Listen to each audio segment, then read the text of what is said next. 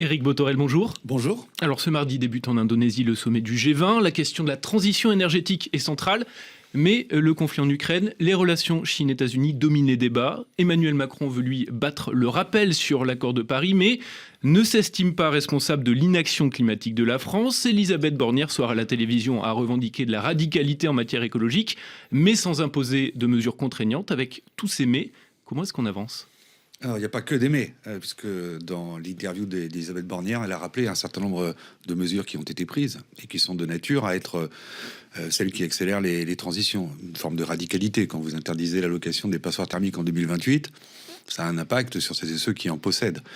Lorsque, à l'initiative de la France, mais l'alignement des autres pays européens, vous prenez la décision de ne plus commercialiser de véhicules à moteur thermique en 2035. 2035, c'est demain à l'échelle des processus industriels pour fabriquer des automobiles. On y voit là une forme de radicalité. Donc je ne peux pas méconnaître qu'il y a à la fois des actions radicales, mais tout ne peut pas être radical dans les décisions que nous prenons. Je crois qu'elle a été dans une forme de sagesse, par exemple, sur la limitation de la vitesse à 110 km/h sur autoroute. Personne n'ignore d'ailleurs qu'il y a quelques années à peine, le foyer même de départ du mouvement des Gilets jaunes était né des 80 km/h. Je pense qu'on a tous ça en tête par ailleurs, parce que la transition énergétique, on ne la fera pas sans la population.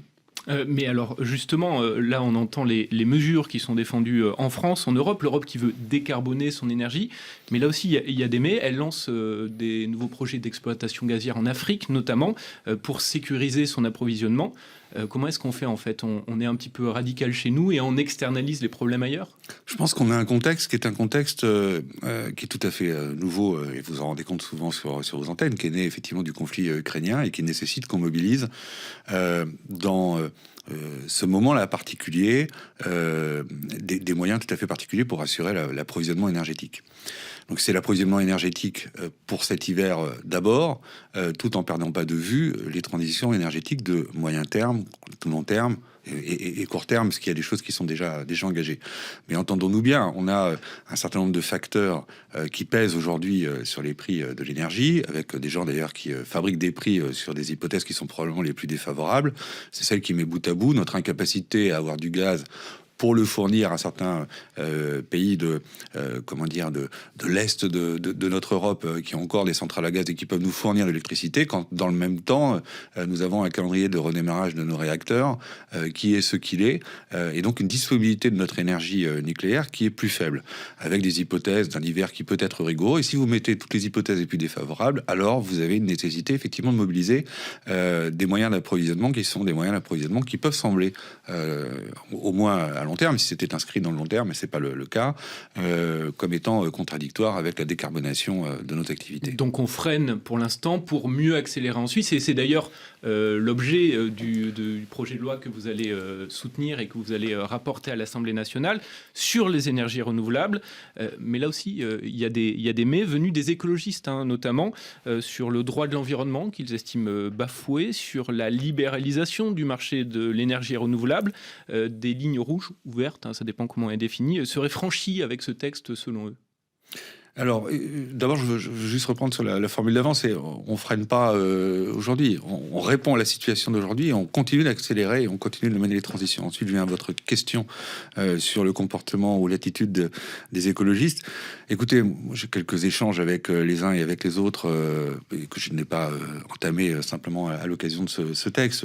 Je veux croire qu'il y a des éléments qui peuvent être raisonnables. Nous avons commencé d'ailleurs ce cycle d'audition avec mes amis co-rapporteurs de la commission du développement durable, parce que nous sommes 4 rapporteurs pour ce texte qui contient aujourd'hui près de 90 articles sortis du Sénat. Je l'illustrais. Hier, nous étions avec l'association Sea Shepherd, par exemple, qui a été active sur un certain nombre de sujets, notamment l'éolien en mer. Moi, je veux croire qu'il y a des voies raisonnables qui permettent de concilier à la fois la diversification de notre mix énergétique et en même temps tenir compte des problématiques environnementales. Typiquement, la création du fonds biodiversité, né des débats au Sénat, n'a pas vocation à disparaître l'occasion de nos débats à l'Assemblée nationale. J'évoquais encore hier la nécessité de publier en données ouvertes. Je suis un fan de l'open data. Je pense qu'un certain nombre de sujets méritent d'être objectivés, celui de la biodiversité, celui de l'impact sur la faune et la flore de l'implantation de tel ou tel type d'infrastructure, qu'elle soit flottante ou en craie. Donc il faut écouter tout le monde pour essayer de trouver la bonne manière d'avancer sur ce sujet-là. C'est ce que vous avez fait au Sénat d'ailleurs, puisque ce texte a été validé par le Sénat en première lecture. Tout à fait, et puis il faut entendre, bien évidemment, le sujet des impacts visuels. Après, l'impact visuel, c'est une notion qui est totalement subjective. Si on la manie au niveau du droit comme étant un obstacle, alors, je pense pas qu'on aurait fait le pont de Millau, par exemple, et on fera jamais aucun parc éolien, parce qu'en vérité, encore une fois, comme c'est une notion totalement subjective, chacun sera tout à fait légitime à considérer que c'est pas beau, c'est nouveau. Et les énergies renouvelables, on a essayé de mettre des éoliennes sous terre, ça marche pas beaucoup. On a essayé de cacher les panneaux photovoltaïques du soleil, ça n'est pas très efficace.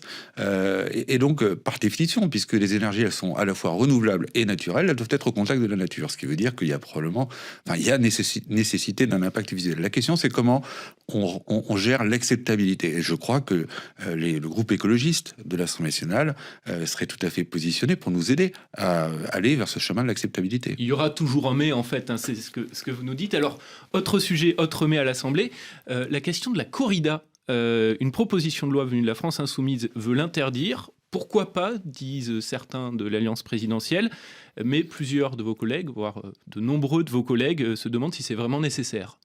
On aura une liberté de vote sur ce texte.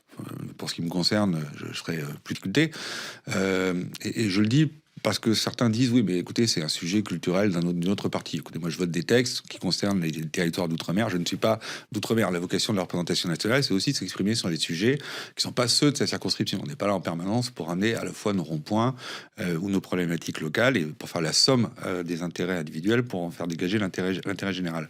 Non, moi, je crois que sur le sujet de l'enfermement d'un animal pour sa mise à mort dans une forme de spectacle ne correspond plus tout à fait à l'idée que je me fais de ce qui est, j'allais dire, acceptable dans notre société ou pas. Mais le débat, il aura lieu. On continue de parler de spectacle sur un tout autre sujet. Hier, à l'Assemblée, le député LFI Louis Boyard a annoncé qu'il allait porter plainte après avoir été insulté par l'animateur télé Cyril Hanouna. Des faits inacceptables, dit-on à l'Assemblée, mais, il y a toujours des mais, il n'avait qu'à ne pas y aller, ont ajouté des députés, y compris de votre groupe. Qu'est-ce que vous en pensez ? J'ai vu que vous aviez réagi sur Twitter là-dessus. Non, mais moi je viens chez RFI, mais je vais pas sur CNews par exemple. Voilà, c'est une décision que j'ai prise il y a longtemps et je l'assume. Elle est comme ceci. J'observe d'ailleurs que dans ce qu'a dit Louis Boyard, c'est que dans le même temps où il portait plainte, il proposait un débat à Cyril Hanouna. Je ne pensais pas ce matin qu'on avait parlé de lui, parce que je pense qu'on buzz beaucoup le sujet. Donc si on peut faire l'économie de parler trop de Cyril Hanouna, moi ça me va bien. Mais ma position elle est claire. Je pense qu'on n'a pas nécessité d'aller chez lui. C'est puéril, c'est pathétique et c'est voilà. Et ça fait monter extrême droite parce que c'est ce que disent certains dans votre groupe aussi. Je sais pas, enfin honnêtement, je sais pas si ça fait monter l'extrême droite. En tout cas, ça fait monter le populisme. Enfin, il y a une façon assez désagréable de traiter des sujets. On est dans l'immédiateté, on est dans le format où on doit se parler en 200 caractères. Et je parle même pas des mots. Et donc tout ça est dans une forme d'accélération du temps où l'art de la nuance n'existe plus.